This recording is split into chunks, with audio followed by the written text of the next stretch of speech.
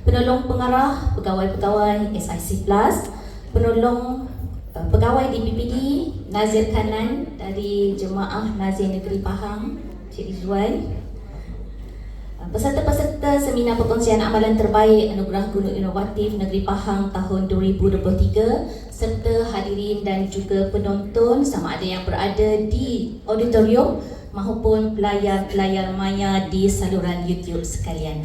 Assalamualaikum warahmatullahi wabarakatuh. Salam Malaysia Madani, salam transformasi TPP Pahang. Awalul kalam ismi Nur Atikah binti Jamaluddin, ana min Madrasah Al-Thanawiyah Al-Wataniyah Seribera Pahang Darul Makmur. Nak ngajar bahasa Arab kan? Tadi ada prasekolah kan? Ni ke bahasa Arab pula lah. Alhamdulillah atas peluang perkongsian pada hari ini.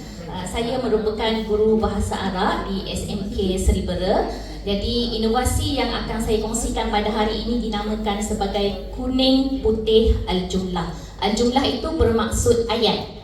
Jadi ini ialah template pembinaan ayat yang terdiri daripada kotak kuning, mubtada, dan kotak putih ialah khabar, iaitu subjek dan juga predikat. Jadi bagaimana untuk membina ayat yang betul dalam bahasa Arab, ayat yang terdiri daripada subjek dan predikat. Okay, terdahulunya permasalahan yang berlaku ialah dari segi pemerhatian saya. Pelajar saya menghadapi masalah untuk membina ayat dengan kaedah yang betul. Sebab seperti mana yang tuan-puan sedia maklum ya, bahasa Arab ni dia agak complicated dari segi kaedah nahunya. Contoh bila nak buat ayat, at-tabib mahir, saya gunakan perkataan tabib, doktor ya. Kalau bahasa Melayu, doktor itu mahir ya. Okay, tapi dalam bahasa Arab kena alif lam ke dekat to tu, at-tabib tu, ataupun alif lam pada al-mahir tu, sifat tu. Jadi ada kekeliruan dekat mana nak letak alif lam. Sebab kalau alif lam itu salah diletakkan, kalau letak dua-dua alif lam, at-tabib, al-mahir, dia belum ayat, dia ialah frasa. Doktor yang mahir itu, mana predikatnya? Belum ada, ayat tergantung. Jadi begitu juga dari aspek singular dan plural. Bahasa Inggeris dua je, singular, plural. Bahasa Arab, mufrad, musanna, jamak. Satu lain, dua lain, tiga lain. Begitu juga dari aspek muzakkar dan muannas, lelaki dan perempuan. Kalau at-tabib, lelaki, dia kena mahir, lelaki kan, mahir. Tapi kalau at-tabibah, dia kena al-mahirah. At-tabibah ada ta marbutah, dia kena mahirah di belakang, ada ta juga. Jadi pelajar Melayu, kita lah kan, belajar bahasa Arab tu pada saya lah, bahasa Arab bukan bahasa yang asing. Kita dengar perkataan bahasa Arab daripada kita lahir kan, Allahu Akbar, Allahu Akbar, tak ada lahir-lahir dengarkanlah kan? Di sepanjang malam tak ada. Lahir-lahir memang kita dengar bahasa Arab. Sebenarnya bahasa Arab itu tidak asing dengan kita, tetapi dari segi persekitaran pelajar-pelajar kita, bahasa Arab itu agak asing. Jadi saya cuba membawakan pendekatan bagaimana nak simplify, nak mudahkan pembinaan ayat. Maka terhasillah inovasi ini yang saya namakan sebagai Kuning Putih Al-Jumlah. Kuning subjek, putih ini predikat. Kenapa kuning? Kuning sultan, maksudnya raja.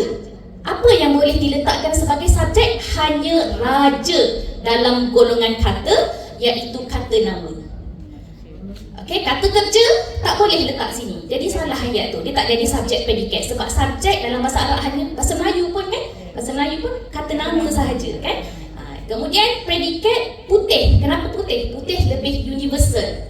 Dia boleh menerima kata kerja, dia boleh menerima kata nama, dia boleh menerima di ya, bahasa Arab sorof ya, di kata hubung dan sebagainya. Okey, jadi itulah latar belakang inovasi ini. Jadi objektifnya supaya murid dapat ingat pola ayat yang betul dari segi subjek dan predikat. Kedua, murid dapat membina ayat dengan kaedah yang betul, dan yang ketiga, mewujudkan suasana pembelajaran yang lebih seronok lah. Kita kaitkan, oh ni sultan ni kan. Jadi bahasa Arab tu jadi lebih dekat dan menggunakan kaedah pembelajaran yang bermakna dengan pengalaman yang ada di sekeliling pelajar.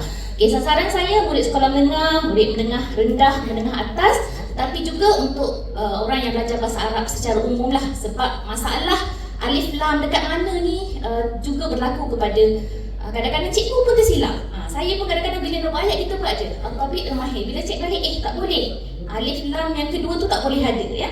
Okey, jadi dari segi penggunaan dia gunakan dalam aktiviti berkumpulan, aktiviti pengukuhan dan juga latihan kendiri, di mana saya bekalkan template ini secara business card kecil compact kepada pelajar untuk mereka gunakan ulang kaji. Dari segi keberkesanan, konstruk membina ayat PPD meningkat.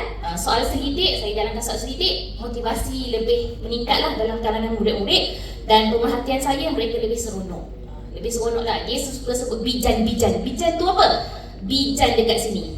Bijan, apa maksud bijan? Bijan tu sama dari segi bilangan dan juga jantina.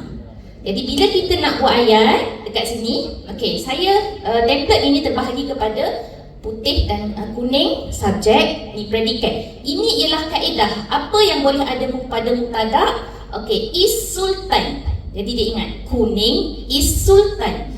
Is ini maksudnya kalau dalam bahasa Arab kita panggil isim isyarah, isim dhamir. Jadi dia boleh guna letak dekat sini ini, itu.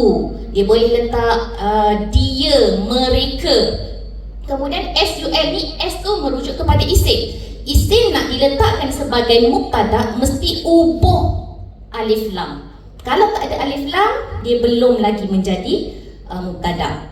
Kemudian tan ini mereka belajar tarkib idhafi dan tarkib nakti. Daripada tingkatan 1 dia ada tarkib idhafi nakti. Jadi dia tahu tarkib idhafi, tarkib nakti, frasa nama boleh letakkan sebagai mubtada. Apa yang boleh duduk sebagai khabar?